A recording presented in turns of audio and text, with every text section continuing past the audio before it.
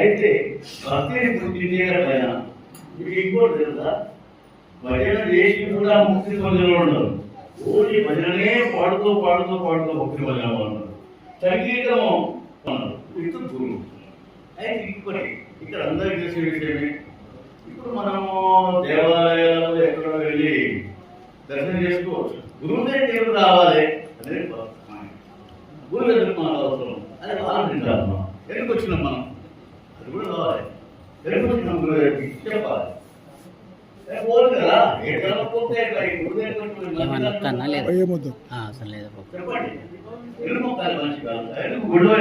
రాముడు కృష్ణుడు ఎన్నో దేవుడు కాళికదేవి ఎన్నో దేవుడు ఉన్నారు.